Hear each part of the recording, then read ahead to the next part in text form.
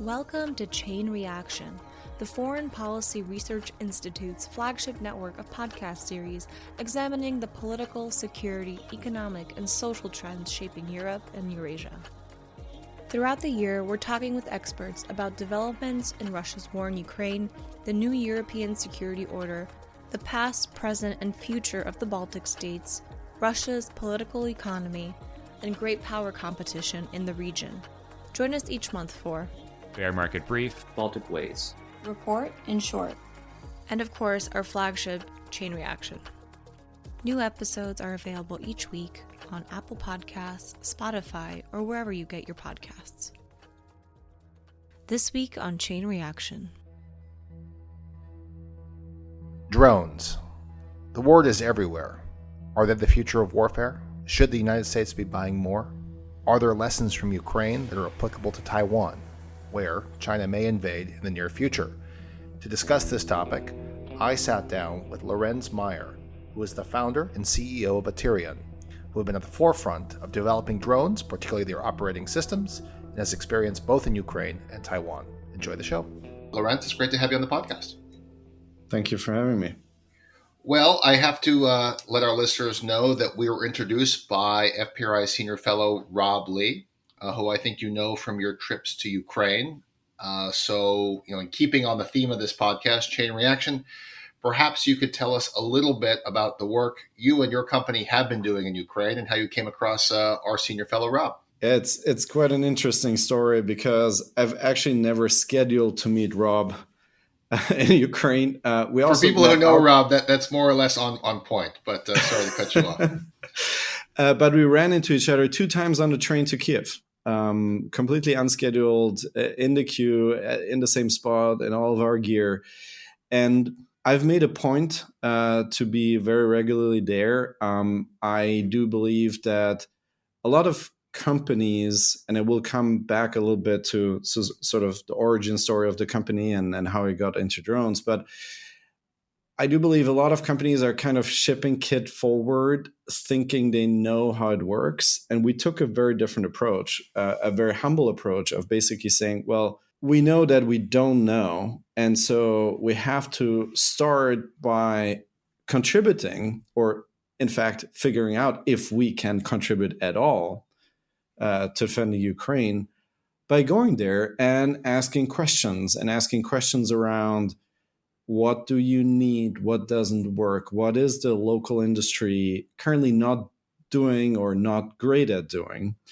And in many ways, that's actually a similar approach to the approach of Rob in Ukraine. It's initially, I was much more I would say, national security and defense thinker, war monk, than actually CEO or developer. And so what we quickly realized is actually the ecosystem is thriving and developing really, really quickly. And I met a lot of great Ukrainian drone companies and founders that did incredible things in absolutely no time.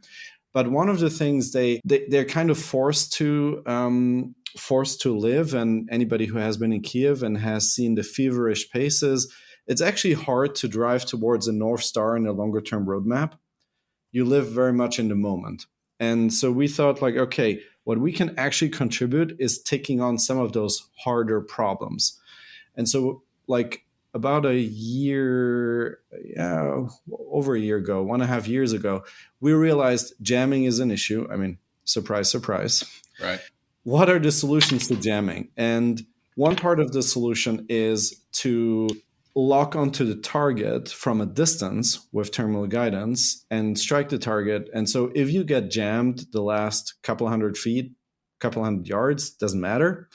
And it also helps with radio horizon, which basically means there's earth curvature, there's terrain, there are forests, whatnot. And so you can't, with an FPV drone, you can't actually always, with manually flying it, get really close to the ground and close enough to hit the target without a drone repeater or other means. But if you can lock onto the target from some altitude, let's say 300 feet, 500 feet, now you can fly much further because your radio signal doesn't get obstructed. That's a radio horizon by the terrain. And so initially it was like, I think the first 6 months or so, it was all about learning and then building a product from scratch for that need. And I call this the true forward deployed engineering approach. I think the term is being overloaded. Like I think my like probably three most disliked terms are forward deployed engineering, AI, We'll get along, because it my means friend. everything and nothing, and swarming. Because we do all those three things, but I think there's a lot of fluff around them and a lack of definition and a lack of defined performance. So let's take a step back. So you're watching the war unfold. You decide to go to Ukraine, but you do have a commercial incentive. You're thinking that you're seeing these FPVs sort of proliferate around the battlefield. And so what's your incentive structure to say, I want to take myself to a war zone? I mean, other than I want to build a company so that I can make FPVs or sort of aspects of FPVs. What's your incentive structure? So there's a personal and a company incentive structure, and I want to be like ultra transparent about that. Of course, in the current day and age, it's the fastest growing part of the drone industry overall. And we do cargo, we do inspection, we've done a lot of civilian use cases. We've been also working the last 8 years with DoD on short range reconnaissance, longer range reconnaissance, open architecture, all that. So defense is not new to the company or to me, but I think two things were fundamentally new. Number one, being comfortable with loitering munitions. Mm-hmm. And not being just comfortable, but like embracing them as absolutely necessary. As a company or as a moral thing? Because sometimes people during this loitering munitions debate were concerned about killer robots not operating with humans in control. I don't think you can divorce these like things. Like you can't take them apart. There is always a moral element to technology. I have a very pointed view on that. I'm a technology optimist. I will get to that in a second. I think it's a valid and important piece to talk about. But like for me personally, the journey was, well, apparently we're back to large-scale land wars that we all thought are over. I think the important piece is there has been war over the last decades, obviously. We've seen all, and there are different... I'm sure there are different viewpoints on the necessity for each individual theater. But what is fundamentally new and what for me makes this different is it's not close to NATO. That's also part of it. But the more important thing is it's a massive territorial expansion with, if all of Ukraine was the ambition, which I believe it was, that we have not seen in 80 years. It always was some sort of local ethnic component, a question of the governance system and or ethnic concerns. But the size of Ukraine, thousands of square miles, territorial expansion with a declared need to have more territory, that is fundamentally new.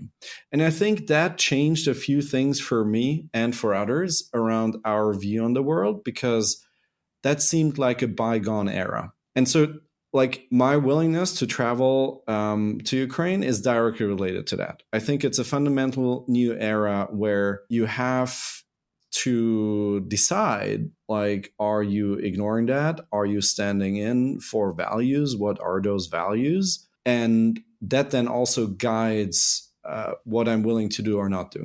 And so when you get to Ukraine and you start asking these questions, one thing that the Ukrainian armed forces have been lauded for is extreme innovation in terms of, or let's say rapid iteration of how they're going about fighting on a daily basis.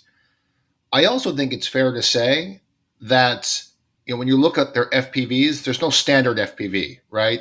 Some are being given by volunteers, some are being given by wealthy sort of individuals here in the United States, I assume also in Europe as well. And then some are being procured by the Ministry of Defense.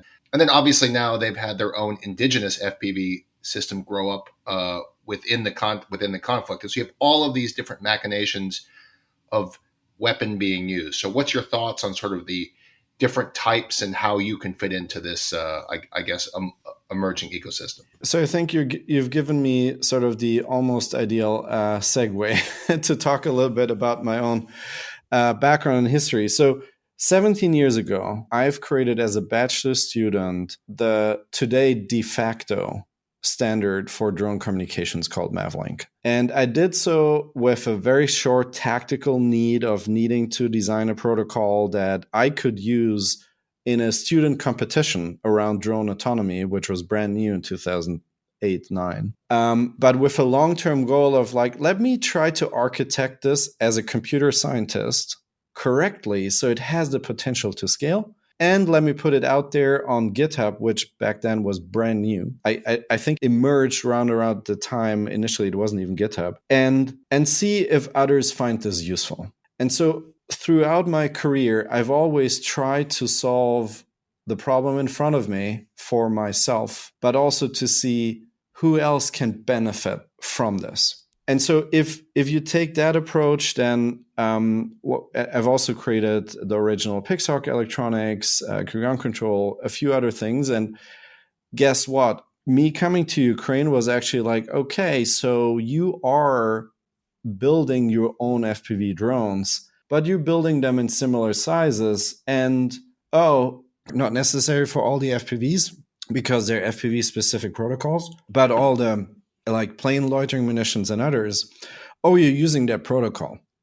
So if we look at the Ukrainian drone industry and even at the Western drone industry, there is much more system integration going on of standard components and open source technology than initially meets the eye. So it's not like all these companies are building everything from scratch and they have competing technology stacks and it's all their IP.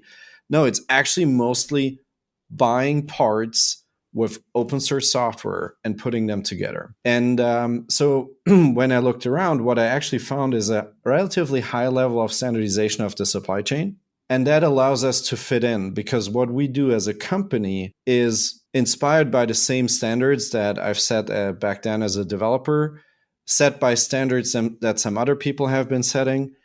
And so some of the FPV, like for example, mechanical parts, they're almost like a Picatinny rail. It's like it fits into each other. There are hole patterns. It's like, and all these companies building things from these standard parts. And so what I found is actually like, there is a standard form factor emerging, and we as a company can fit in there and go beyond what's available in that, I would say, hobby market, and provide military capability in the form of terminal guidance with a specific application that we have developed for warfare. And that is not just a integration of existing or recombination of existing parts. So I want to come to the supply chain because that is something, because you say you work with the Department of Defense, and I would say there's been a considerable shift in how at least the U.S. thinks about the supply chain in general. Right. And then the FPV, or let's say the broader drone industry, has extreme links to China. Right. This is an outgrowth in many cases, as you said, of the hobby industry. And China makes a lot of these sort of cheap electrical components that allows you to build these FPVs for affordable prices. Tell me a little bit about sort of how you think about the Chinese role in the supply chain. And I know, because we've had conversations before this, like you want to aspire to something different. I think there are two levels of Chinese supply chain. There is I would call it the hobby supply chain, where China dominated the FPV hobby market and has initially supplied Ukraine. There are now Chinese export controls in place that have slowed that, and there have been more domestic designs on frames and other parts by Ukrainian companies and by Western companies. So that's a part of supply chain where I would call that where China was dominating, and it's easy to replace. Easy as in you can move off that, and us providing avionics that's not made in China and that's more capable, and that includes an AI processor is part of that. So that's something we've been building momentum for over the last 5-7 years. The part where I also think we are in a good spot, but it's harder and it requires government investment and, quite frankly, DoD and NATO allies to buy stuff. So there is a throughput and a supply chain, is for the more sophisticated components. Cameras, gimbals, things that the Chinese market leader DJI makes at great scale and low cost, where, quite frankly, we need government demand on a similar scale to compete. And I think there we still have some work to do. I had a very interesting meeting at a government conference, I think it was 1.5 years ago, where they asked me, and it was a number of government customers from all sorts of agencies, also beyond DoD, and they were like, why can't we buy something that's roughly the same price? And I countered that with a question of like, how many would you buy? Well, 500. And I'm like, in order to get to that price, you probably need to buy 100,000 or 1 million. And they were like, oh. So it goes back to that basic principle. Fast forward to today, that is not an issue anymore, because if you look at the throughput that Ukraine has in loitering munitions, FPV drones, now we have to deliver for NATO and for Marine Corps and for Army at much greater scale, thanks to the current administration changes, the budgets are in place. And so I'm less worried about that, and it has become a pure execution question, and we feel good about that.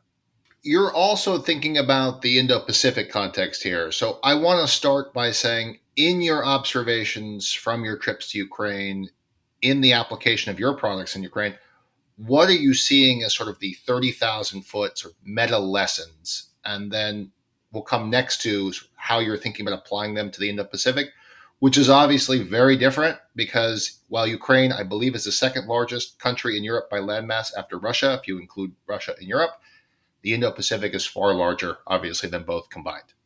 I think there are two fundamental things. Let me start with the good question that is getting a lot of attention right now. But Ukraine is fighting differently than we will fight. And I heard it this morning on a podcast I was listening to, the Defense and Aerospace Report. Even though they're not plugging this podcast, I was listening to it this morning while making breakfast, and they said exactly that. That was the takeaway from the recent air show in the UK. Yeah, and so the short, like my view on that, and it's probably aligned with voices that you will hear from the battlefield, is yes, we will fight completely differently, but we will still fight with drones. And so for example, we're building technology that allows one soldier to put 10 or more drones onto a single target, single armored column. So there's a massive force multiplier. I don't think that NATO soldiers will become all skilled FPV pilots. That is actually not a force multiplier, it's a force divider. We don't want that. We don't need that. We don't have enough soldiers already. So we need technology to augment, not to replace. So that there are huge differences. In terms of drones, I think that the two biggest misconceptions I'm seeing in the West is, number one, that they have a certain range and the range is the range and it's hard to change. No, it's actually not hard to change. You can go to a different airframe, you can extend the range. And so, for example, we have a partner that makes a drone that can carry a 20 to 40 kilogram warhead. A Harpoon anti-ship warhead is 63 kilograms. So it's that's not far off, over 1,000 miles. And if you guide that drone initially with satellite imagery into the right area of operations, you can go hunt for ships totally with that system. That sounds a lot like early generations of cruise missiles with the terrain matching, or I guess satellite image matching as your guidance. Do I have that right? Yes. Now just that system is in the hundreds of thousands. And right. If you want to push it to the extreme end, under 100K, and has much lower requirements for launching than a cruise missile. And so suddenly we're talking about 100x in reduction of cost for the same capability. Mm-hmm. And now you can afford thousands of them, and you can launch thousands of them at the same time. And so I think that is technology that we originally built for the theater in Europe, and it completely applies. And we have customers that have engaged naval targets already. So it's not even a hypothetical. It's we've done that. There are also new modes of operation, like you launch smaller drones from an autonomous boat. And so you basically get the boat within, like a mini aircraft carrier, you get the boat within strike distance, but outside of detection distance of enemy naval forces. And then you take out their radars. And after you're done with the radars, now because they can't engage now naval targets anymore because they can't see, you're now engaging the ship with the unmanned surface vehicle itself. Because they're now down to basically soldiers with Browning machine guns as their only ship defense. So these are real world scenarios where drones will absolutely scale to the Indo-Pacific and where they are changing the battlefield. And unfortunately, on both sides, right? The same offensive capability that I'm now talking about, China will be learning and other nations will be learning. I'm going to ask you a slightly nerdy question because it's my podcast and I can do that. Do the naval targets actually make this easier because it's flat terrain and you just have a big thing against the horizon? Yes. Versus, let's say, an amphibious landing of Taiwan by the Chinese, you have mountains and then you have clutter that would be on the ground, an urban environment, let's say. Yep. So does the naval aspects of this actually make that job that you were just talking about an easier thing to do than, say, fighting in Mosul or fighting in Taipei? It makes it way easier. On a thermal camera, it's really easy to spot ships. You have most likely a certain area where you know there's a concentration of enemy assets and there is no civilian and none of your own. And you can even literally you can deploy really dumb strategies like a lawnmower sweeping an area. Yeah. Until you find something. And so I think we might see drones to be even more problematic and effective in a naval environment than on land. Yeah, I mean, that makes sense to me because, again, I have a more background in cruise missiles, to be honest with you, but the cruise missile guidance over water is easier than cruise missile guidance over land. And when you think about those early systems like Tomahawk from the early 1990s, one of the challenges the U.S. at least had in Iraq was Iraq is very flat, basically at the entry point. And so the cruise missiles would lose terrain matching points and go stupid and clobber. And so obviously there's been iterations in guidance moving forward, but you can think about the same applications there. Maybe to complete the argument, from a force design perspective, you can hide jammers relatively well that are hard to find with cheap sensors. I mean, we're changing that. We're investing into spectrum scanning. But in general, you can dig in a jammer over land and you can heavily fortify it and protect it. And it's going to be hard to engage with drones. Hard to find and hard to engage. Over water, that is a totally different story. Right. Because the jammer will be on a vessel. The vessel is easy to find in the thermal spectrum, and you can fly towards a signal. And then in the wide open sea, you'll find the source of radiation. So unless you find a way to disrupt GPS satellites completely, I'm not actually sure if GPS will be as jammed, because it's like in Ukraine, there is no GPS signal. You have to operate completely without GPS. I could see in a naval scenario, GPS to actually be available. And when it's not, you have a target. And so that's another big difference that makes the problem set potentially even easier. So that was actually going to be my next question. I assume that your terminal guidance either relies on, I don't think I'm giving away any secrets. It's either probably 5G, sort of like pinging off of mobile towers, or GPS.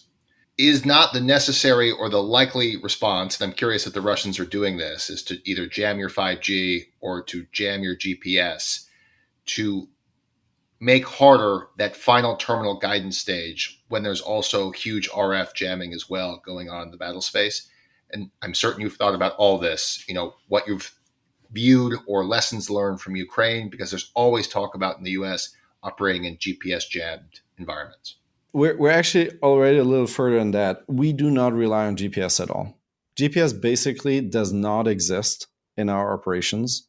The way the current generation works, and we do have a full ATR version that we deploy soon.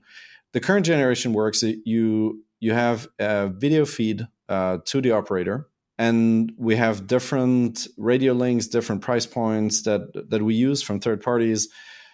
It's roughly 20 to, I think, on the edge, 40 miles around that range. And then you can lock onto the target. The optics allow you to lock onto the target from about a mile. But you never need GPS at no point in the operation. And GPS is easy to jam because the satellites are so far away. It's way harder to jam a video transmission that's, in our case, frequency hopping, encrypted, designed to be hard to jam. It's not impossible, but hard.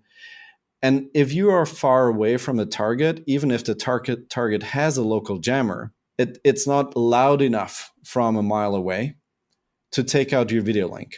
And that's how we get through jamming, by basically locking onto the target. And then if the video signal to the operator gets jammed half a mile in, we don't care because we're already locked onto the target and it's going to get destroyed. And so in that mode of operation, we don't care about GPS. We don't need it. We navigate with terrain. But in the naval operation, of course, the terrain navigation would be a concern. The question is just, can you defend your jammers well enough? Or are they so easy targets that actually a lot of these systems can still rely on satellite navigation? I wouldn't advise to do force design based on that. It's too risky. But I personally would not, if I'm speculating, I would not be surprised if, in fact, it actually is an option. Yeah, it makes me think of the Maverick missile, again, just going back to the early 90s in terms of its guidance. I assume that if you shorten the distance of the initial television signal needs to be sent, you can have more fidelity or get closer to the target. So if you have secondary systems that are either higher in the air as your repeater, you could perhaps control more or have more efficacy on those FPVs. Well, I learned something today. Well, that's really interesting. When we talked, you said you don't view FPVs as, again, something to replace air power or anything along those lines. You see them as something that's just naturally happening, right? In that the next war, regardless, in the next war that will be fought, some version of FPVs will be used. I know you've thought a lot about the Taiwan scenario, so can you just walk us through at least your Ghost fleet, geo futures, thinking about what this combat will look like?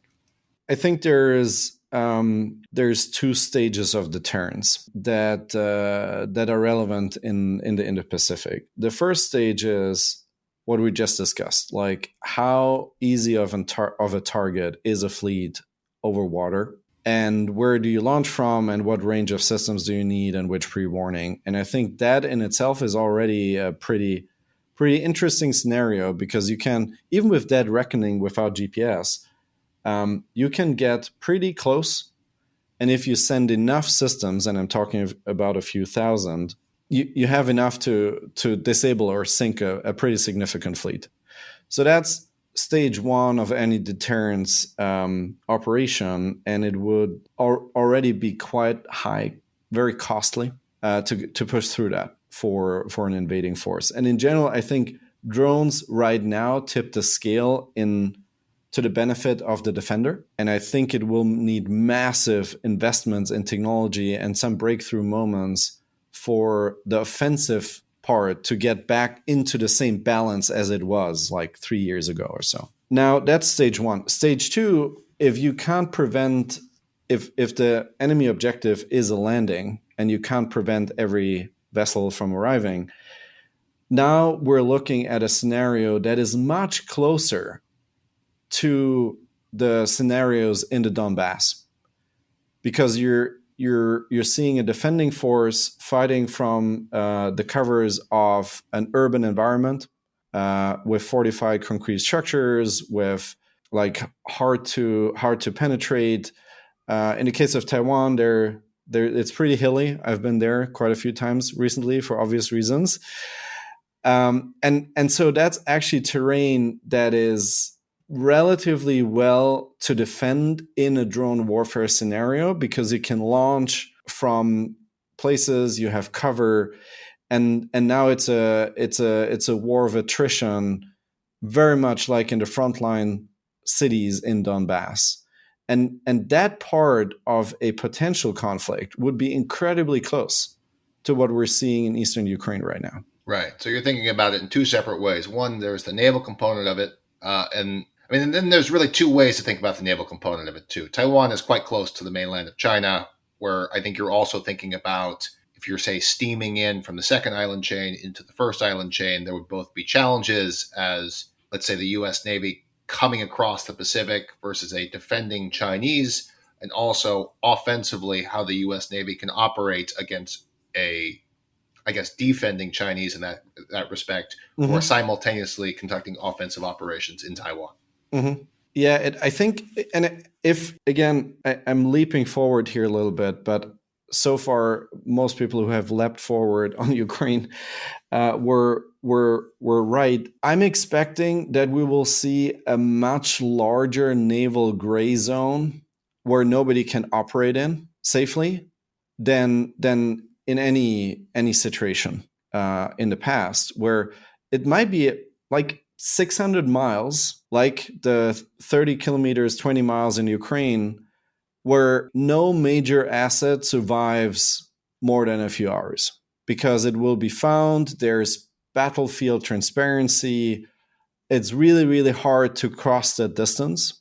And so nobody can enter that area successfully, except for if they do a major force push and are willing to go through incredible attrition. And if we're playing that forward on a naval campaign, it would mean that the U.S. standoff capability for roughly that like Shahed operating distance, which is like dominating here, because it's super cheap and there's a reasonable range. So for about 800 miles or so, you would need to have standoff capability, and you can still maybe operate partially with aircraft, but any major naval asset that gets into that area will be found and engaged.